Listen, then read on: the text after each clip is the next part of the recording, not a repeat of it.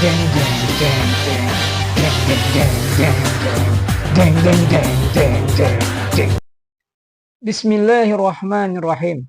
Assalamualaikum warahmatullahi wabarakatuh. Kita jumpa lagi dengan Puarta Berita Channel. Kepada seluruh pemirsa Puarta Berita Channel dimanapun Anda berada, semoga selalu berada dalam lindungan Allah Subhanahu wa Ta'ala. Amin amin ya Rabbal alamin. Oke, kali ini kita akan mendengarkan penjelasan tentang kemerdekaan Indonesia dan juga tentang nasab oleh Bapak Haji Rhoma Irama yang kita kenal sebagai superstar di dunia musik dangdut dan juga seorang dai yang juga sudah berperan cukup lama dalam mensiarkan agama Islam ini. Dan beliau juga selain seorang seniman, pendakwah, juga dulu menjadi seorang politisi dengan berkampanye bersama Kiai Haji Zainuddin MZ. Oke, oleh karena itu kita mulai saja mendengarkan penjelasan tentang kemerdekaan, sejarah kemerdekaan ya. Kita akan dengarkan ini penjelasan dari Bapak Haji Rhoma Irama sebagai tokoh ya. Tokoh juga beliau ini ya, dan juga memiliki pesantren dan banyak lagi kegiatan aktivitas yang digelutinya. Semoga Bang Haji Rhoma Irama selalu sehat walafiat. Oke, para sahabat sekalian, kita langsung dengarkan. Assalamualaikum warahmatullahi wabarakatuh. Bismillahirrahmanirrahim. نحمده ونستعينه ونستغفره ونعوذ بالله من شرور أنفسنا ومن سيئات أعمالنا من يهده الله فلا مضل له ومن يضلل فلا هادي له أشهد أن لا إله إلا الله وحده لا شريك له وأشهد أن سيدنا ونبينا محمدا عبده ورسوله لا نبي بعده اللهم فصل وسلم وبارك على سيدنا محمد وعلى آله وصحبه ومن والاه أما بعد. Al-Makaramun, para alimin ulama dari seluruh ormas Islam di Indonesia, juga pada aparatur pemerintah dari eksekutif, legislatif dan yudikatif, dan juga Kepolisian Republik Indonesia, Tentara Nasional Indonesia, dan seluruh masyarakat Indonesia, khususnya Forsa, Fans of Roma Soneta, kemudian Fahmi Tamami, Forum Silaturahmi Takmir Masjid dan Musola Indonesia, kemudian PAMDI, Persatuan Artis Musik Dangdut Indonesia, kemudian pejabat Persatuan Pengacara dan Jawara Bela Umat, juga PIN, Perisai Idaman Nasional, dan tentu saja Clowners. Pemirsa rahimakumullah, hari ini tanggal 17 Agustus tahun 2024 Masehi, 79 tahun yang lalu, Bung Karno dan Bung Hatta memproklamirkan kemerdekaan Republik Indonesia di Jalan Pegangsaan Timur, Jakarta, di mana pada tanggal 18 Agustus maka dijadikanlah Undang-Undang Dasar Republik Indonesia, di mana pembukaannya diantaranya berbunyi bahwa sesungguhnya kemerdekaan adalah hak segala bangsa. Oleh karena itu penjajahan harus dihapuskan di muka bumi karena tidak sesuai dengan pri kemanusiaan dan pri keadilan. Bahwa kemerdekaan Indonesia tidak percuma kita capai. Semua itu adalah perjuangan, pengorbanan para pahlawan, anak-anak bangsa, putra-putra bangsa asli, bukan perjuangan bangsa-bangsa lain, apalagi perjuangan kaum Ba'alawi yang sering mereka dengungkan. Bahwa kita mengenal di Aceh Cut Nyadin, Tengku Cik Ditiro, Panglima Polim, kemudian di Sumatera Barat kita mengenal Imam Bonjol, kemudian di Jawa kita mengenal Pangeran Diponegoro, kemudian di Banten Sultan Pangeran Hasanuddin, di Jakarta kemudian Pangeran Jayakarta, dan di Kalimantan, di Sulawesi, semuanya adalah ulama-ulama pejuang yang berjuang mengorbankan darah dan nyawa demi kemerdekaan Indonesia yang kita nikmati saat ini. Setelah kemerdekaan yang diproklamirkan oleh Bung Hatta dan Bung Karno, tak lama kemudian kembali penjajah Belanda dan Inggris datang ke Jakarta untuk kembali menjajah. Maka Hadratus Syekh Kiai Haji Hashim Asy'ari mengeluarkan fatwa resolusi jihad. Maka di Surabaya pada tanggal 10 November terjadilah perjuangan arek-arek Surabaya melawan agresi tentara Inggris dan Belanda, yang dengan pekik takbir dari Bung Tomo, maka umat Islam, para santri, para kiai berhasil mengusir Belanda dan Inggris, bahkan bisa membunuh Jenderal Inggris yaitu Malabi. Kemudian di Jawa Barat terjadi Bandung Lautan Api. Dan di Tasikmalaya terjadi suatu pertempuran yang dahsyat yang dipimpin oleh Kapten Raden Burjah Anggawirya, yang kemudian berhasil menghancurkan tank Dingo Belanda, di mana hal ini diabadikan dalam sejarah bangsa Belanda. Sebagai saksi daripada Kapten Raden Burjah adalah anak buahnya, yaitu Mayor Jenderal Haji Marzuki Edi Nalapraya, yang alhamdulillah sampai saat ini beliau masih ada. Coba kita lihat ini ada apanya, foto waktu tank Bingo ini yang rusak ini. Nah terus ini Mayor Haryadi dengan tank yang sudah diperbaiki. Nah demikianlah perjalanan, perjuangan para anak-anak asli bangsa Indonesia dalam merebut kemerdekaan. Oleh karena itu, kita generasi sekarang wajib mensyukuri, berterima kasih atas jasa-jasa para beliau pejuang kita. Pertama, dengan membacakan doa agar para pahlawan nasional diberikan pahala yang besar, diterima amal ibadahnya, diampuni segala dosa-dosanya, dan ditempatkan sebagai para mujahid, para syahid di sisi Allah Subhanahu wa ta'ala.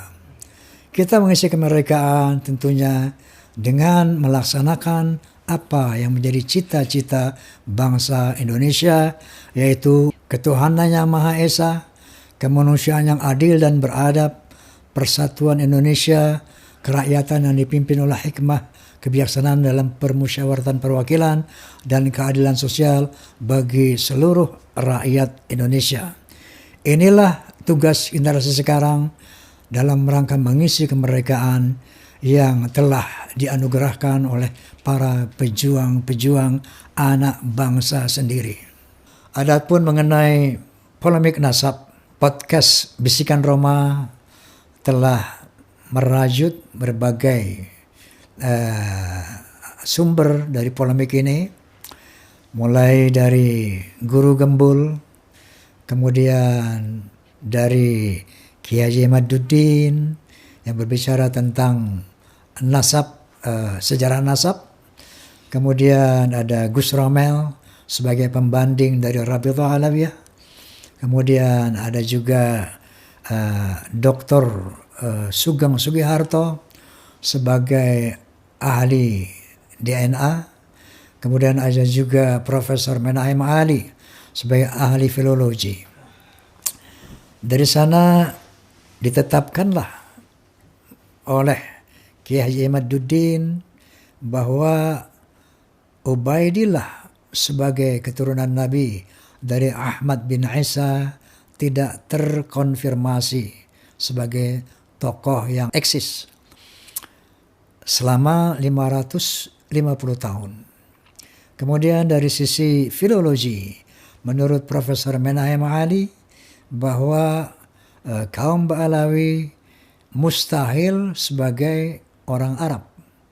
Tapi kaum Ba'alawi adalah dari Kaukasus menurut ilmu sejarah.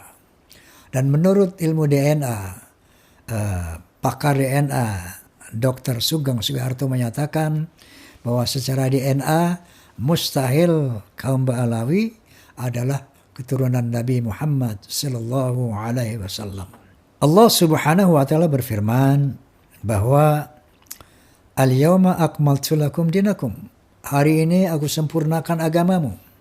Dalam ayat yang lain Allah Subhanahu wa taala berfirman, "Ma faratna fil kitabi min syai'."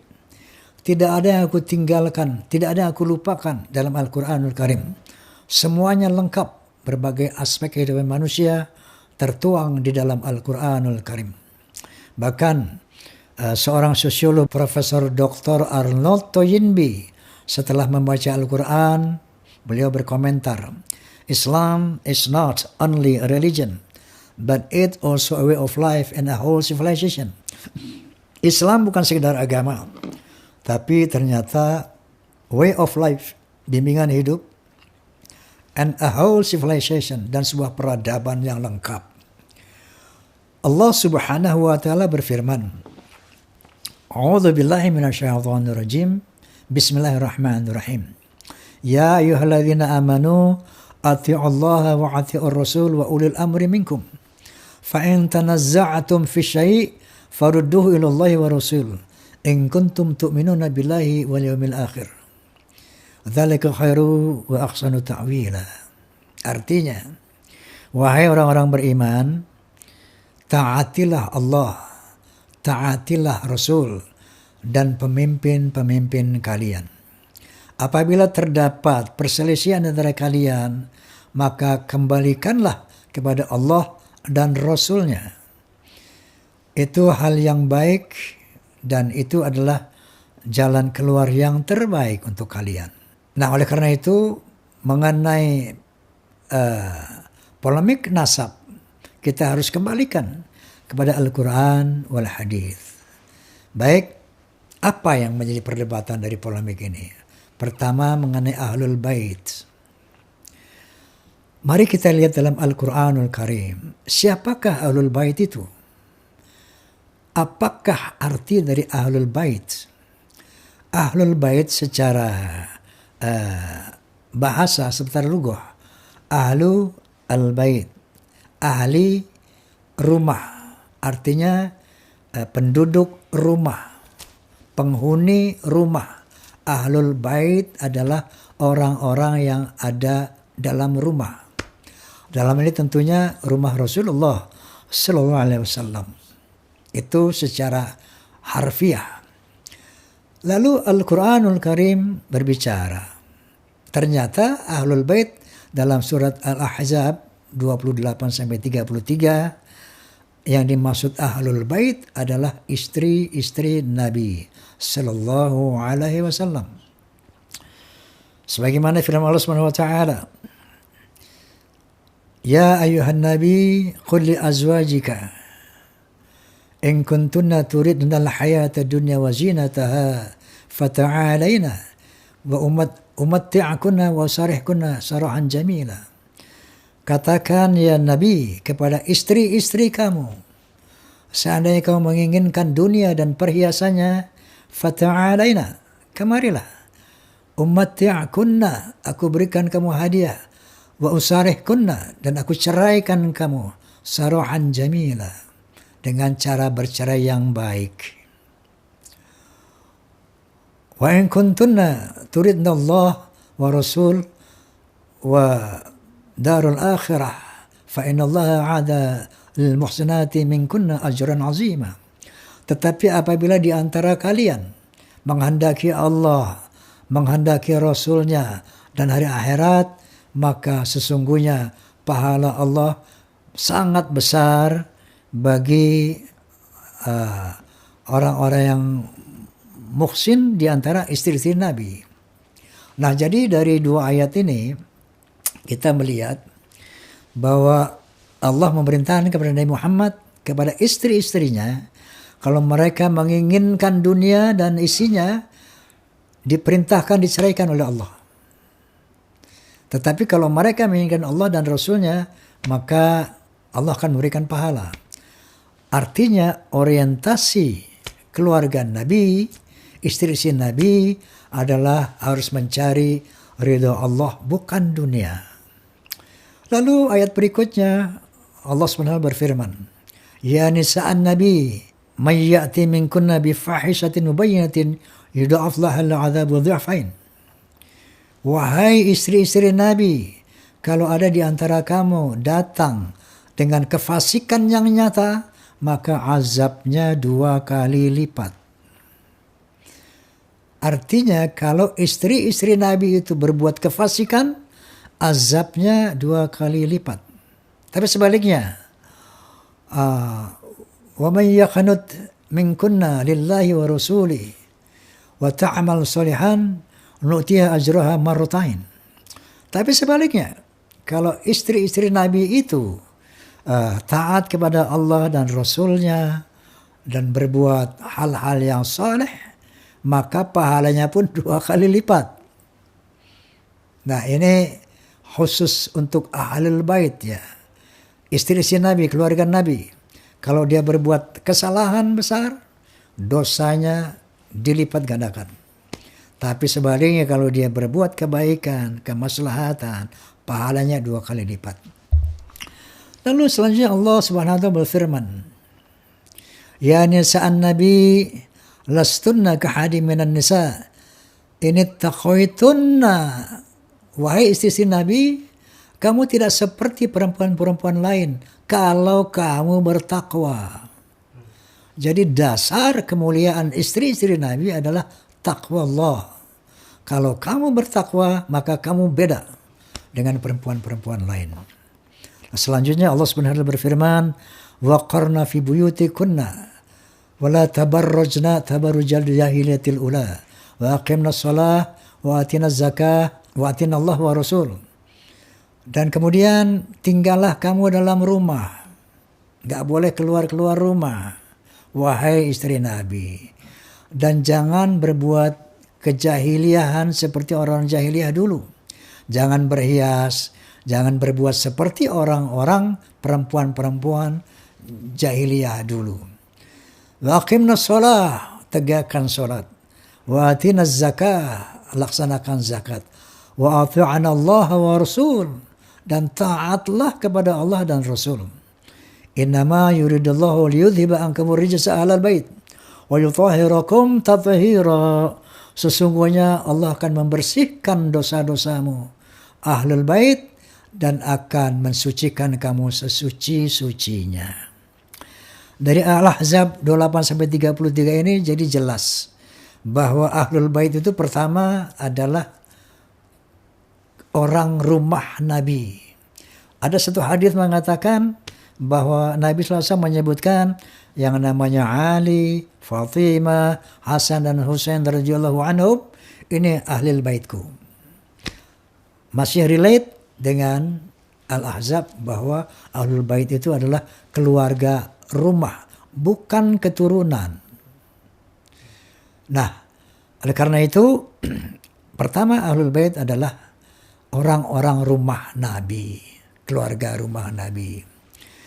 Akan dibersihkan dari dosa-dosanya, akan disucikan sesuci-sucinya seandainya mereka tidak melakukan perbuatan jahiliyah, seandainya mereka sholat 5 waktu, seandainya mereka membayar zakat, dan seandainya mereka mentaati Allah dan Rasulnya, baru Allah akan membersihkan dosa-dosanya dan akan mensucikan sesuci-sucinya.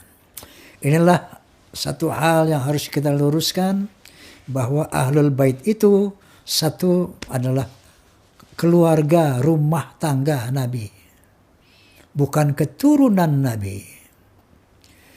Kemudian akan dibersihkan, akan disucikan apabila melakukan hal-hal yang seperti di atas tadi.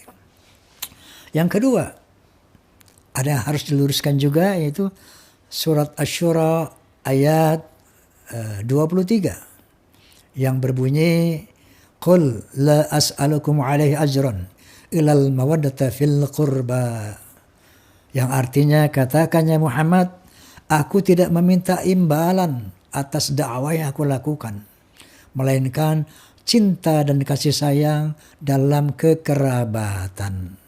Bahwa ilal mawaddata fil qurba artinya adalah kecuali cinta dan kasih sayang dalam kekeluargaan, dalam kekerabatan, bukan cinta kepada keluargaku. Qul la as'alukum alaihi ajran illa al-mawaddata fil qurba. Katakan kepada mereka nih, aku tidak minta untuk diberi gaji, imbalan dalam dakwah. Satu, hormati, cintai kerabatku. Secara bahasa, secara lughah, secara ilmu bahasa itu artinya jelas cinta dan kasih sayang dalam kekeluargaan, dalam kekerabatan. Kenapa?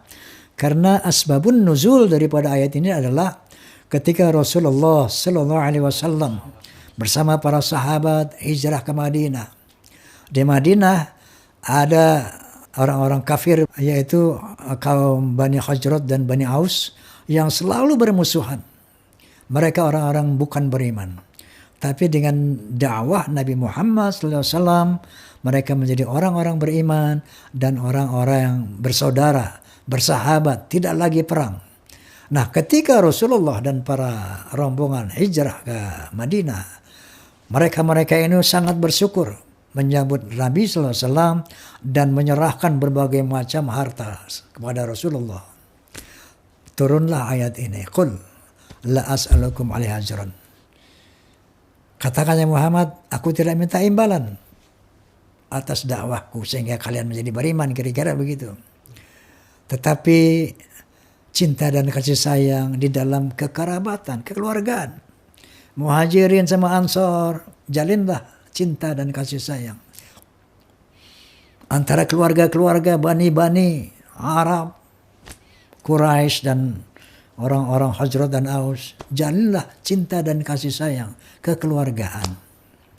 Jadi bukan cinta dan kasih sayang untuk keluargaku.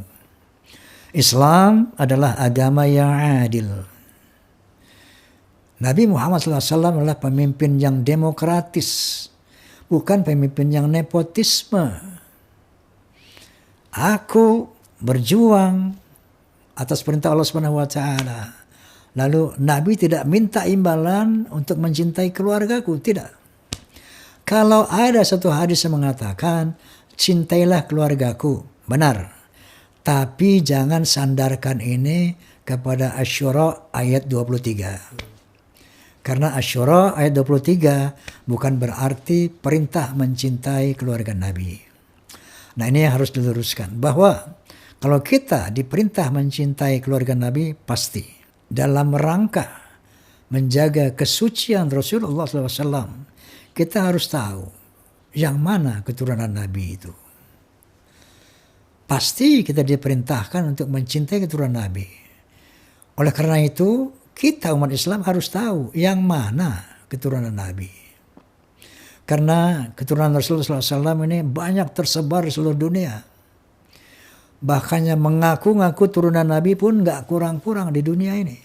Oleh karena itu, demi sekali lagi kesucian Rasulullah SAW, kita harus betul-betul mengetahui secara ilmiah, secara Quran wal hadits, siapa keturunan Nabi yang memang harus kita hormati, harus kita cintai. Pemirsa Pewarta Berita sekalian dimanapun Anda berada, itulah penjelasan dari Bapak Haji Rhoma Irama tentang kemerdekaan dan juga tentang nasab. Oleh karena itu, video ini akan dilanjutkan ke bagian kedua. Dan jangan lupa, tetap semangat! Deng, deng, deng, deng, deng, deng, deng, deng, deng, deng, deng, deng, deng, deng, deng.